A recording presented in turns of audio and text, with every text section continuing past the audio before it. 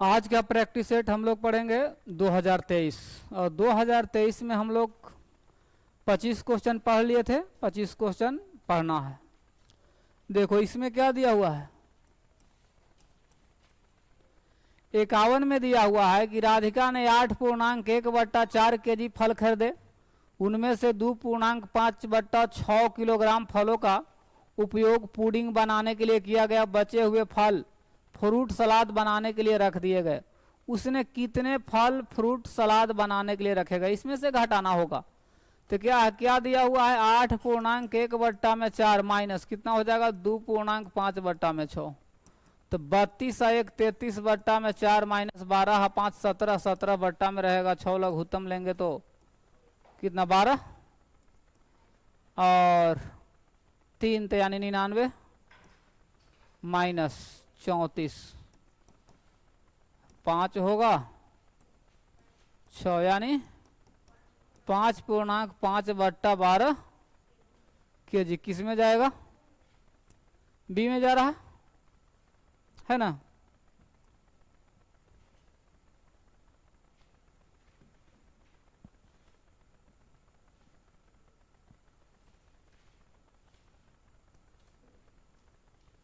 चलो ध्यान देना। देखो इसमें क्या कहता है कि एक बल्लेबाज 190 रन बनाया जिसमें से 10 चौके और 6 छक्के शामिल है। उसने बनाए हुए कुल रनों में से कितने प्रतिशत उसने विकेट के बीच दौड़ कर लिया। देखो टोटल रन कितना है, कुल रन कितना है, कुल रन 190 है।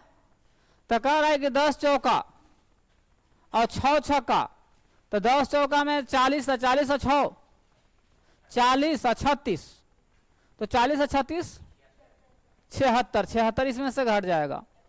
तो यहाँ 4 114, तो 114 जो विकेट दोनों विकेट के बीच दौड़ करके लिया गया रन है। यानी कहने का मतलब है 114, इसका प्रतिशत निकाल दो। तो प्रतिशत जब निकालेंगे तो 114 गुने 100 और बट्टा में क्या रहेगा 190। 1 0 से 1 0 कितने बार में, 6 बार में, यानी 60%। किस में जा रहा अभी में, ठीक है। उतारना भी है, स्क्रीन के बड़ा कर दो।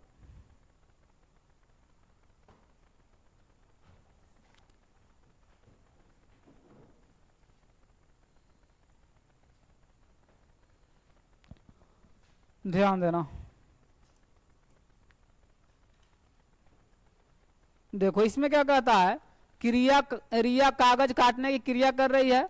वह जिस तरह से नीचे दी गई आकृति में दर्शाया गया है उसी तरह के एक आयताकार कागज के 4 समान वर्गाकार कोण काटती है। शेष कागज का परिमाप ज्ञात करें। इसका मतलब है कि फिगर होगा ना, यही है ना।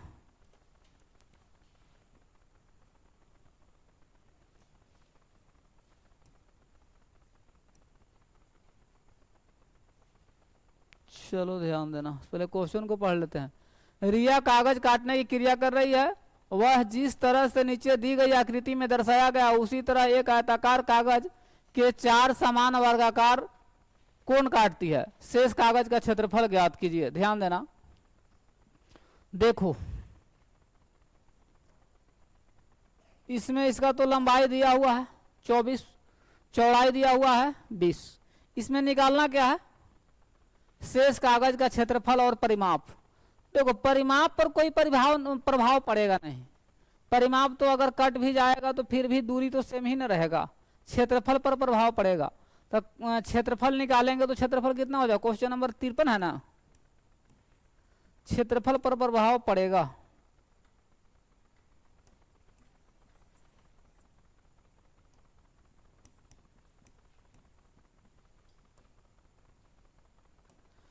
क्षेत्रफल पहले निकाल लो। तो क्षेत्रफल निकालेंगे तो लंबाई गुने चौड़ाई यानी 24 गुने 20। अब एक कोण आके देखो ये वर्गाकार है तो 4 चौक 16, इसका क्षेत्रफल 16, इसका भी क्षेत्रफल है ना। तो 16 यानी 16 चौक 64 घट जाएगा। तो 24 दूनी 48, 480 माइनस 64 इतना सेंटीमीटर स्क्वायर। अगर घटेगा तो यहाँ 6 रहेगा, यहाँ 1 और 416 सेंटीमीटर स्क्वायर क्या हो गया, इसका क्षेत्रफल आ गया। परिमाप निकालेंगे तो परिमाप पर कोई प्रभाव नहीं पड़ेगा। 2 इंटू लंबाई प्लस चौड़ाई, तो लंबाई कितना 24 और चौड़ाई 20, तो 2 गुने कितना हो जाएगा 44, यानी 28 सेंटीमीटर होगा। ए में जाएगा। ठीक है,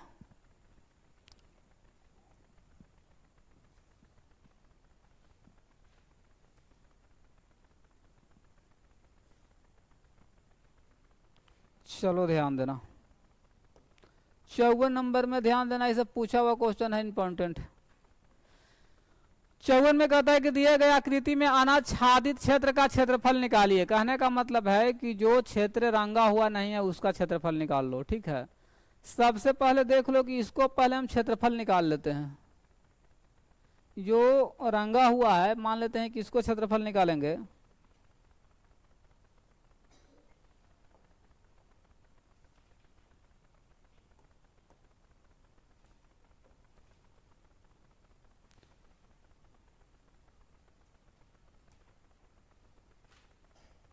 चलो ना इसी को निकाल देते।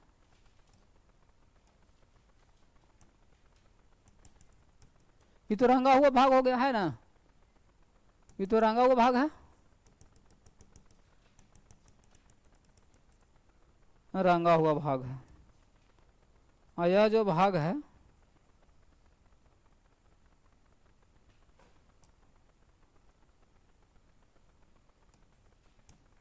ठीक है, तो सबसे पहले क्या कर लेते हैं ना,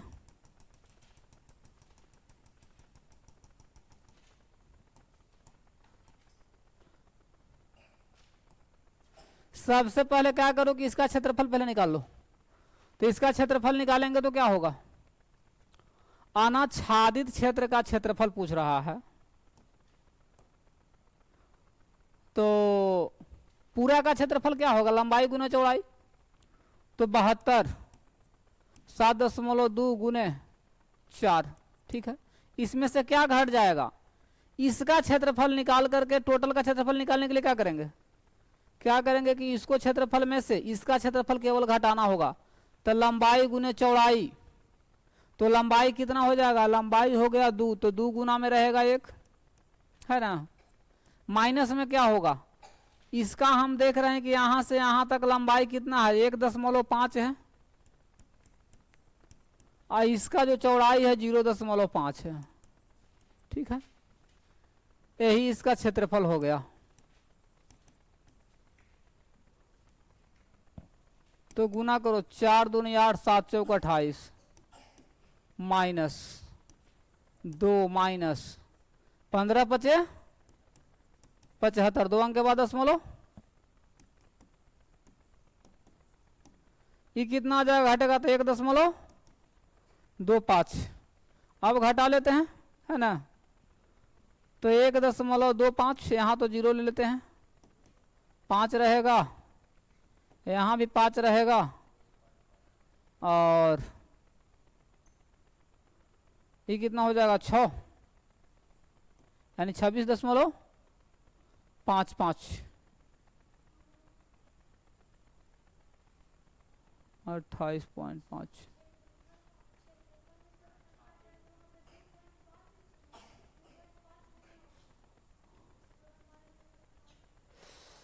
एक मिनट, यहाँ गड़बड़ हो रहा है। 2.5 गुने 2 होगा ना,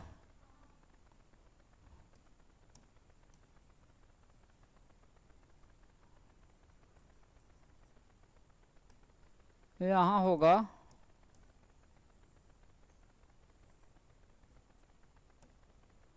इसका लंबाई कितना है 2.5, और गुना में रहेगा यहाँ 2। अब इसका ही घट जाएगा, माइनस यहाँ से यहाँ तक 1.5 गुने 0.5।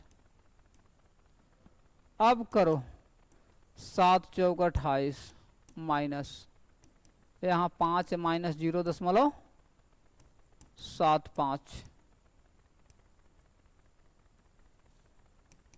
28.80 माइनस 4 दशमलव कितना 25 होगा।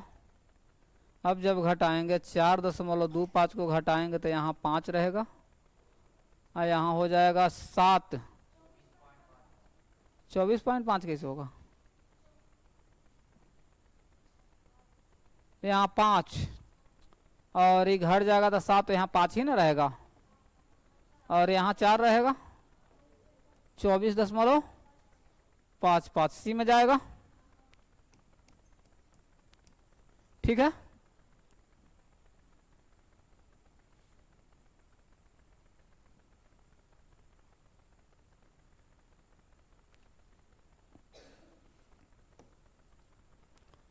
चलो ध्यान देना। 55 नंबर में कहता है कि एक किसान ने 5% प्रतिवर्ष ब्याज की दर से 10,000 रुपया कर्जा लिया। 3 सालों में वह बैंक को कितने ब्याज भुगतान करेगा। यह तो ब्याज पूछ रहा है, ब्याज ही ना पूछ रहा है, तो ब्याज बराबर क्या होगा, मूलधन गुने समय गुने दर बट्टा। तो ब्याज बराबर हो जाएगा मूलधन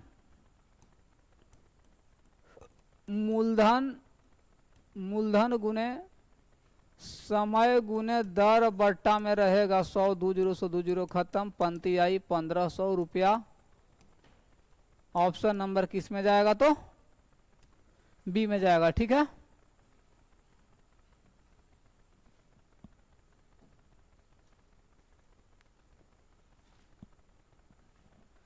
चलो अगला क्वेश्चन ध्यान देना। अगला क्वेश्चन में क्या कहता है कि रिजुल ने एक व्यक्ति से 50,000 रुपया की रकम 3 वर्षों के लिए 8% प्रति वर्ष की दर से ली। 3 वर्षों के पश्चात रिजुल ने उस व्यक्ति को कितनी रकम अदा किया, यानी कि इसमें मिश्रधन पूछ रहा है। तो सबसे पहले मिश्रधन बराबर क्या निकालो, ब्याज प्लस मूलधन, मूलधन प्लस ब्याज। मिश्रधन बराबर क्या होगा, मूलधन प्लस ब्याज। तो मूलधन है कितना, मूलधन है कितना, तो 50,000 है ना, और ब्याज निकाल देंगे तो मूलधन गुने समय गुने दर और बट्टा में रहेगा 100 2 0 100 2 0 खत्म। तो ये हो जाएगा 50,000 और 5 तिहाई 15 और पानी 8 20 120। 120 पर 2 0 है ना, जोड़ देते हैं 5 और 1 6 और इस पर 3 0 रहेगा। 62,000 रुपया होगा। किस में जा रहा, बी में जाएगा।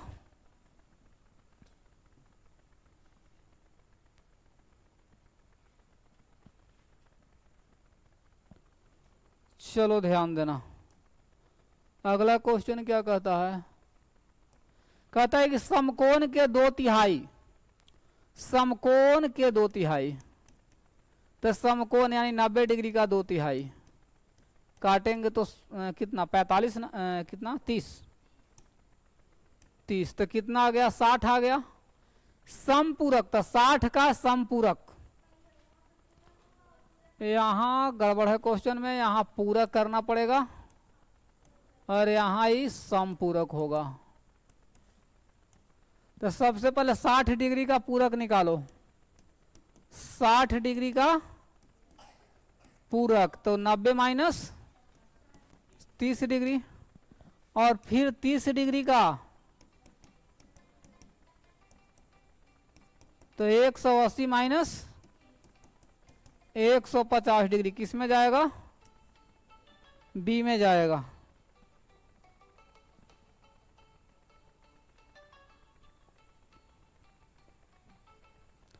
क्लियर है, बढ़े तो चलो ध्यान देना। इसमें क्या कहता है, कहता है कि आकृति में x का मान क्या होगा। देखो कोई एक सरल रेखा बन रहा है, सरल रेखा बना कौन कितने डिग्री का होगा 180। तो जोड़ दो 47 प्लस x प्लस 56 बराबर 180। तो 7 6 13 के 3 हासिल 1 और 6 4 10।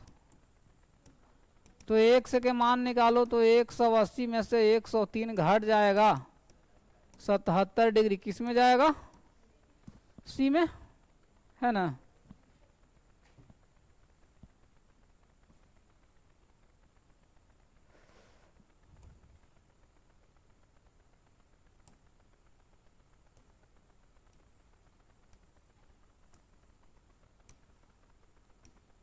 चलो ध्यान देना। अब इसमें क्या कहता है, देखो इसमें कहता है कि नीचे दी गई तालिका एक दुकान की कुछ वस्तुओं को दर्शाता है। देखो चावल और चीनी और चावल, तो चीनी कितना है 72, चीनी और चावल है इतना, दोनों को जोड़ दो, 8 दो 10 की 0 हासिल 1, 7 1 8, चीनी और चावल। और कॉफी और गेहूं, तो कॉफी और गेहूं इसको भी जोड़ दे, 7 3 300 हो जाएगा। रेशियो निकाल दो, 1 0 से 1 0, 18 है अनुपात 30 काटेंगे 6 से, तो यहाँ 3 अनुपात 5 किस में जा रहा है, तो डी में जाएगा। यही ना पूछ रहा है कि चीनी और चावल की संयुक्त कीमत और कॉफी और गेहूं के संयुक्त कीमत का अनुपात, तो 3 अनुपात 5 होगा। अब ध्यान दो, इसमें कहता है कि 2 अनुपात 3 प्राप्त करने के लिए 7 अनुपात 13 के हर पद से कौन सी सबसे कम संख्या मिलानी होगी। तो देखो 7/13 है ना। अब प्राप्त करना है, मान लेते हैं कि दोनों में हम x जोड़ देते हैं। प्राप्त करना है हमको 2/3, तिरिये गुना करो 21 और प्लस 3x बराबर होगा 13 दूनी 26 और प्लस 2x। तो इसको इस तरफ लाते हैं तो -5 होगा, उस तरफ जाएगा -x। x के मान 5 यही होगा, ये सी में जाएगा, है कि नहीं।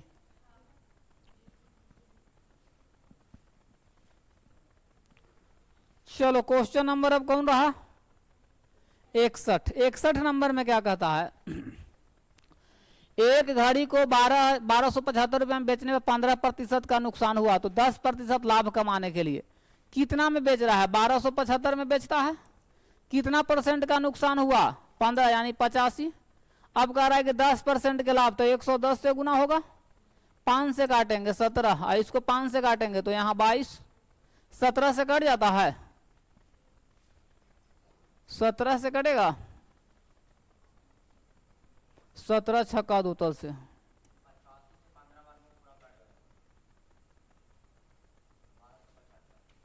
अच्छा भागा हम दे लेते हैं, 17 7 19 119, 17 में से 9 गया तो यहाँ बचेगा 8, 17 5 85, 75 बार में तो कट जा रहा है 17 से। चलो अब ऐसा करो, गुना करके बता दो, तो 150 और यहाँ भी रहेगा 150, 0 5 यानी 1650 रुपया क्या होगा इसका विक्रय मूल्य होगा, ठीक है, सी में जाएगा।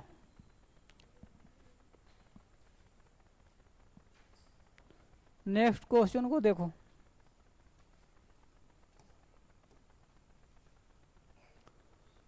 देखो क्वेश्चन नंबर कौन है, 62 है ना। कहता है कि सीमा और रवि ने एक धंधे में इकाई दहाई सैकड़ा हजार 10,000 लाख 1,50,000 की रकम 2:3 के अनुपात में निवेश की। वर्ष के अंत में उन्हें निवेश की कुल राशि 150 का लाभ हुआ। तो सबसे पहले इतना का 150% निकाल दो लाभ, यानी जब इतना है 1,50,000 जब है तो इतना का जब निकालेंगे कितना 150% जब निकालेंगे, 2 जीरो से 2 जीरो खत्म, तो कितना हो जाएगा 200, यहाँ 225 पर कितने जीरो 3 जीरो, इतना रुपया क्या हो रहा है लाभ, ठीक है। यदि वे लाभ की रकम का समान अनुपात में साझा करते हैं तो सीमा का हिस्सा, तो देखो इस सीमा यहाँ है और ये क्या है रवि है, दोनों में रेशियो क्या है कितना के अनुपात में, तो 2:3 के अनुपात में किया था। तो टोटल यहाँ लाभ हुआ कितना 225, बट्टा में रहेगा 5। तो किसका पूछता है, सीमा के रकम न पूछ रहा है। तो सीमा के निकालने के लिए गुना करेंगे 2 से, कितने बार में कट जाएगा 5 से काटेंगे तो यहाँ 4 रहेगा 5 यानी 45,000। तो 45 दूनी 90,000,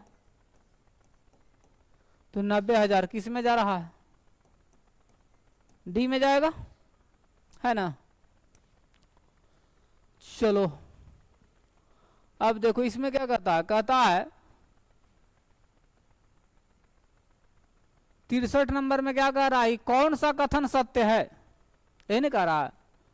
तो इसको सोल्व करना पड़ेगा। सोल्व किया है तुम लोग? कौन आता है आंसर सोल्व करने पर? इसमें हर एक ऑप्शन को सोल्व करना पड़ेगा। सोल्व करके देखना पड़ेगा कि किस में जा रहा है। तो ये तो ज्यादा हार्ड नहीं है। चलो डी नंबर को ही हम सोल्व करके देख लेते हैं। कितना, 25 प्लस 49 भागा 7 और गुना 5 माइनस 6, कट जाएगा 7 बार में। तो 25 प्लस 35 माइनस 6, 5 5 10 की 0 हासिल 1, यानी कितना आ गया 54। इसका मतलब है कि सही है ना। अब चलो इसको देख लेते हैं।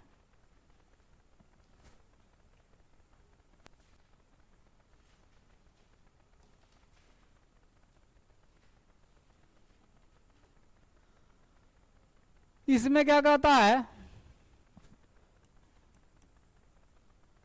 9 प्लस 6 प्लस 7 का 3 माइनस, यहां 9 प्लस 2 माइनस है ना, 6 प्लस 2, ध्यान देना। तो 9 प्लस बड़ी कोष्ट है, 6 प्लस 7 का पहले क्रिया को कोष्ट का क्रिया पहले कर लेते हैं। कहां भागा, यहां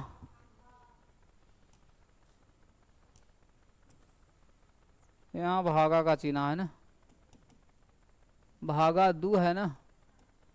तो ये तो कट जाएगा 3 बार में। तो 9 2 11, 11 में से 3 गया तो यहाँ 8 ना।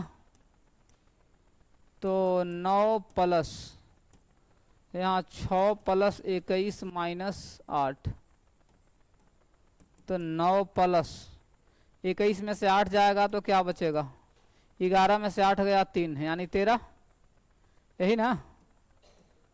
तो 9 प्लस यानी 19, 9 9 18 की 8 हासिल एक यानी 28।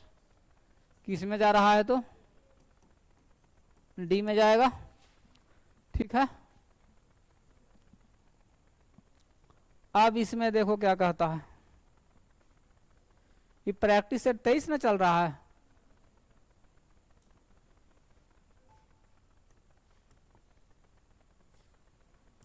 देखो इसमें कहता है कि 13 14 19 ए 17 का मध्यमान। तो मेरा कहने का मतलब है, मध्यमान मतलब औसत पूछता है। 14 प्लस 19 प्लस ए प्लस 17 बटा में कितना, 1 2 3 4 5 रहेगा, बराबर क्या रहेगा यहाँ 22 25 होतल से, यानी 7 9 7 16 16 4 20 7 3 23 की 3 हासिल 2 2 1 3 3 1 4 4 1 5 5 1 6 प्लस ए रहेगा ना। तो 63 प्लस ए बराबर रहेगा यहाँ 110। जब ए का मान निकालेंगे तो 110 माइनस 63 यानी 7 47 बी में जाएगा ना। चलो ठीक,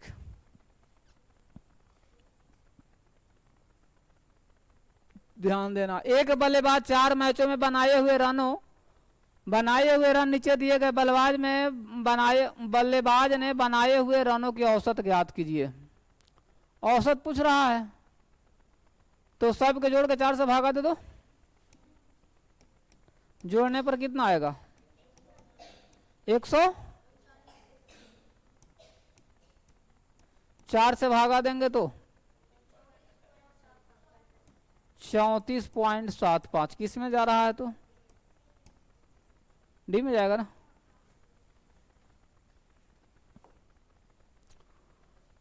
चलो इसमें अब रह गया क्वेश्चन,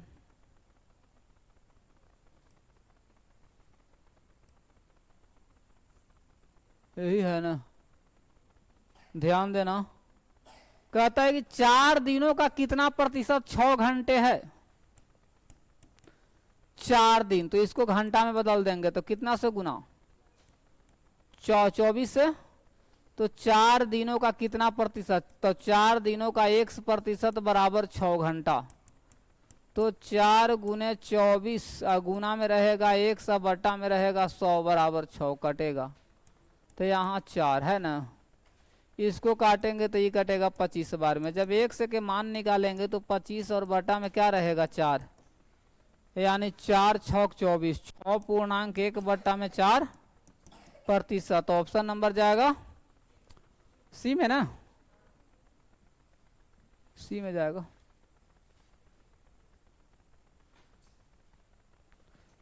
चलो इसमें ध्यान देना, ध्यान से समझना इसको। इसमें क्या कहता है, सबसे लंबी जीवा, सबसे लंबी जीवा जो होता है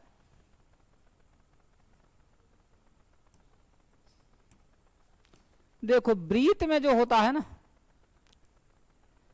अगर मान लेते हैं कि अगर जो भी रेखा जाएगा अगर केंद्र से होकर के नहीं जा रहा है तब तक वो क्या है, जीवा है। केंद्र से होकर के चला जाएगा तो क्या हो जाएगा, व्यास। तो इसका मतलब है कि सबसे लंबी जीवा को हम क्या कहते हैं, तो व्यास कहते हैं। दो त्रिज्याओं के मध्य स्थान अगर मान लेते हैं, दो त्रिज्या है ना, ये त्रिज्या है, तो दो लर्न करिएगा।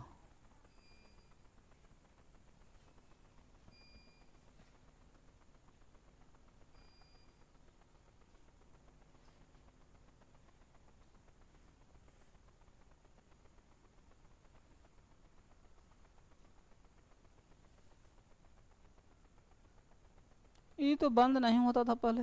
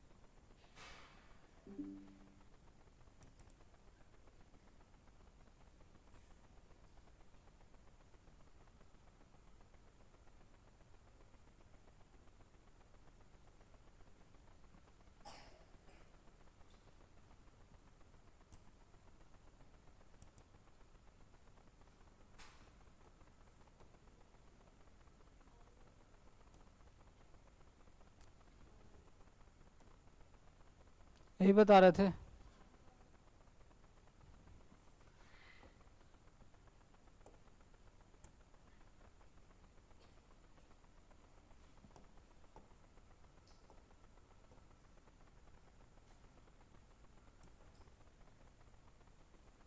यही है ना,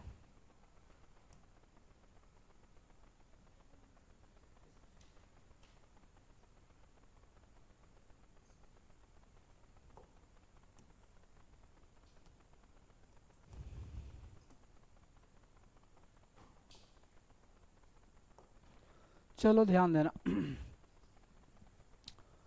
कहता है इसमें क्या, सबसे लंबी जीवा, तो सबसे लंबी जीवा, सबसे लंबी जीवा उसी को हम कहेंगे। जैसे मान लो कि क्या है, तो केंद्र हो गया, इसी को ना केंद्र कहते हैं वृत्त में। अगर मान लेते हैं कि जब तक अगर कोई भी जीवा केंद्र से होकर के नहीं जाता है तब तक उसको हम व्यास नहीं कहेंगे। यानी कि जो सबसे, जैसे ही अगर सबसे लंबा जीवा वही होगा जो केंद्र से होकर के चला जाएगा, वो क्या हो जाएगा, व्यास होगा। सबसे लंबी जीवा को हम व्यास कहेंगे।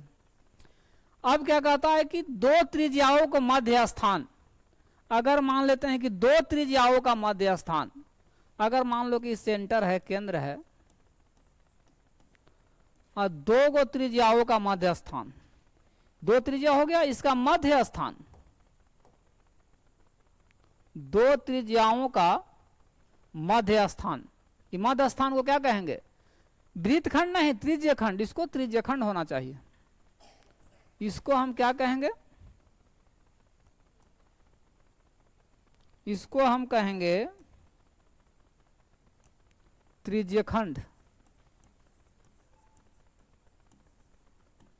वृत्तखंड किसको कहते हैं, वृत्तखंड मान लेते हैं कि देखो, अगर यहां से यहां तक ऐसे मिलाते हैं, और मिलाने के बाद ये जो भाग रहेगा तुम्हारा, ये तुम्हारा क्या हो गया, इसको हम क्या कहेंगे,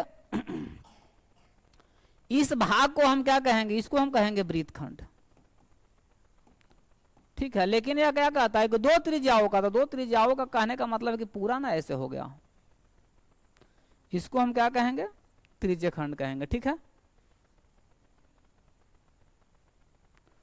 तुम्हारा दो त्रिज्याओं के मध्य स्थान को हम क्या कहेंगे, तो त्रिज्यखंड कहेंगे। वृत्त के आधा भाग को क्या कहते हैं, अर्धवृत्त कहेंगे, और व्यास का आधा त्रिज्या कहेंगे। तो ए के कौन होगा, ए के कौन हो जाएगा, ए का दूसरा, ए का दूसरा और बी का तीसरा, यही दोनों में मिल रहा था। ऑप्शन नंबर किस में जाएगा, सी में जाएगा, है ना।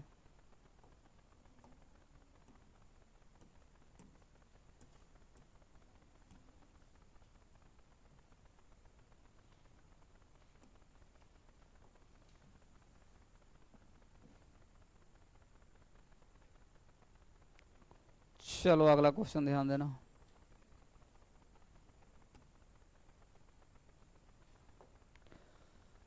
देखो इसमें क्या कहता है कि प्रत्येक घन का किनारा 4 सेंटीमीटर है, ऐसे 3 घनों को जोड़कर एक घनाभ बनाया गया, तो घनफल क्या होगा। देखो 4 सेंटीमीटर है, 3 को अगर जोड़ेगा तो 4 से 12, लंबाई कितना हो जाएगा, लंबाई कितना हो जाएगा, तो 12 सेंटीमीटर। चौड़ाई कितना हो जाएगा, 4 सेंटीमीटर, और ऊंचाई कितना हो जाएगा, 4 सेंटीमीटर ही रहेगा। जब आयतन निकालेंगे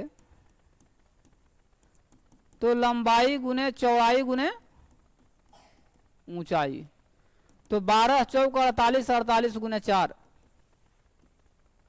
8 चौक 32 के 2 हासिल 3, 16 3 19, 192 सेंटीमीटर क्यूब होगा। ठीक है, सी में जाएगा।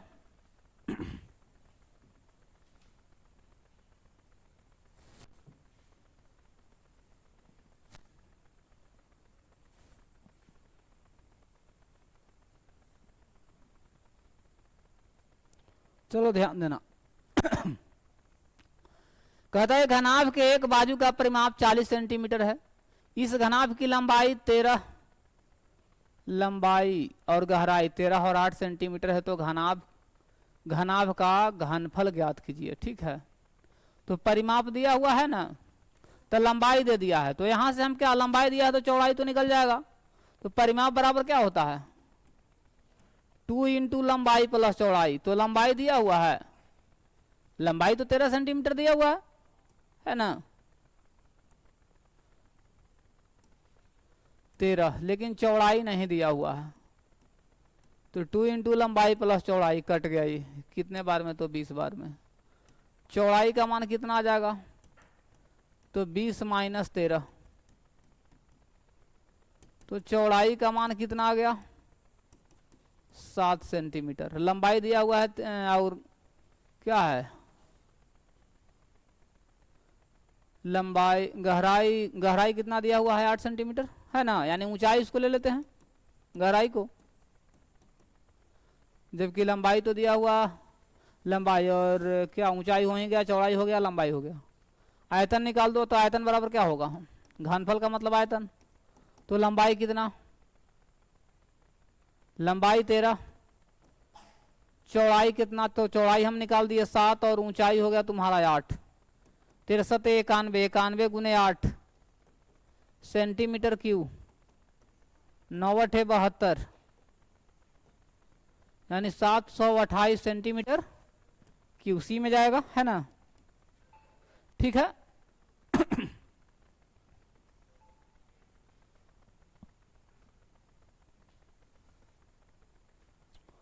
चलो 71 नंबर को देख लेते हैं। इसमें क्या कहता है 71 नंबर में कि निम्न में कौन 4 क्रमानुगत संयुक्त संख्या, संयुक्त संख्या कहते हैं किसको? भाज्य संख्या को संयुक्त संख्या कहते हैं। तो इसमें कह रहा है कि 4 क्रमानुगत, जैसे मान लो कि देखो 22 के बाद 23 आ गया तो 23 क्या हो गया? अभाज्य हो गया। 60 के बाद 61 अभाज्य है। 56 कटेगा, 14 चौक 56, 29 57, 29 दूनी 58, 59 नहीं। 90, 15 छक्का 90, 63 91, 31 93, ये भी 2 से कट जाएगा, इसका मतलब है कि डी होगा, है ना। इसमें भी देखो अभाज्य मिल गया, इसमें भी अभाज्य मिल गया और इसमें भी अभाज्य मिल गया। जबकि क्या कह रहा है कि 4 जो संख्या हो क्रम, वो क्या होगा कि सबका सब क्या होना चाहिए? भाज्य होना चाहिए। लेकिन इस तीनों में क्या एक अभाज्य है। 70 और 100 के बीच अभाज्य युग्म की जोड़ी है, 70 और 100 के बीच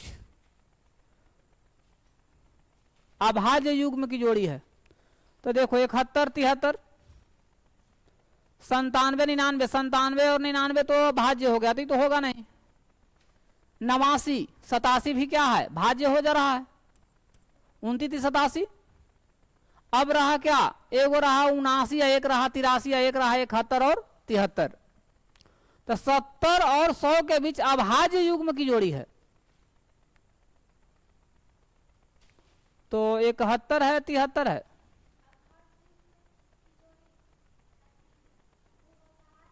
वैसी अभाज्य संख्या जिसका मसा 1 हो।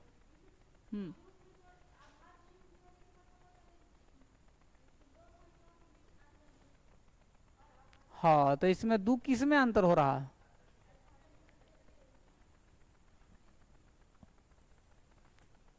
है? इसमें कितने का अंतर है? 13 में से 4 का, है ना। तो इसका मतलब है कि 2 ए होगा।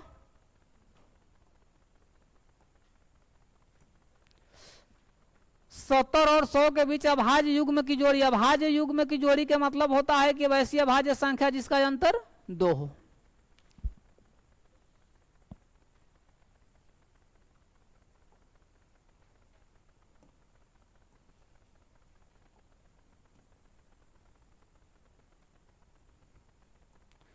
देखो इसमें कहता है कि नीचे दिए गए त्रिभुज के 2 भुजाएं और कोण के आधार पर त्रिभुज को नाम बताइए।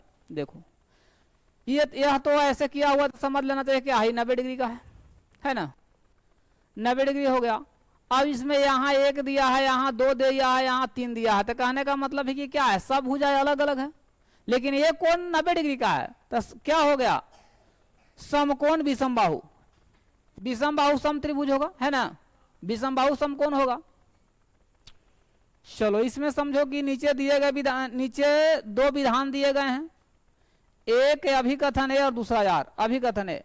समकोण त्रिभुज एक समबाहुभुज नहीं है। क्या कह रहा है इसमें? क्या कहता है कि नीचे दिए गए विधान है कि एक समकोण त्रिभुज एक समबाहुभुज नहीं है। तो देखो समबाहुभुज किसे कहते हैं?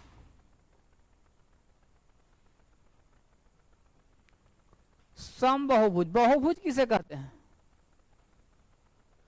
बहुभुज उसे कहते हैं अगर 2 से अधिक रेखाओं से घिरा हुआ रहेगा तो वह क्या रहेगा? बहुभुज रहेगा। लेकिन कह रहा है कि समकोण त्रिभुज समबाहुभुज नहीं है, समबाहुभुज नहीं है। तो ये क्या है? ये जो ए है ये सही कह रहा है। समबाहुभुज के मतलब है कि सभी भुजा बराबर होना चाहिए। तो ये कोण तो इसका मान लो कि समकोण त्रिभुज यानी 90 डिग्री का कोण बनेगा। तो समकोण त्रिभुज एक समबाहुभुज नहीं है, ये सही है। ठीक है, अगला में क्या कहता है, अच्छा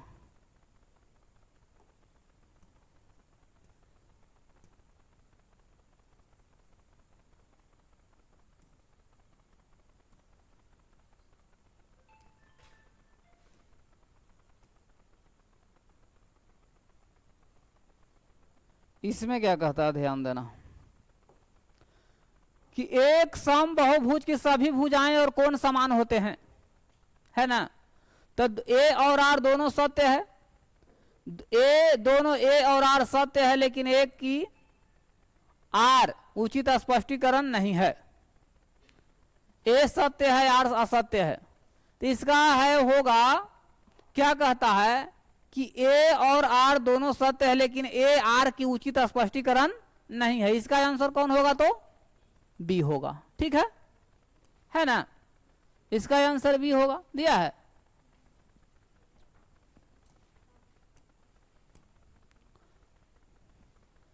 चलो अगला क्वेश्चन ध्यान देना।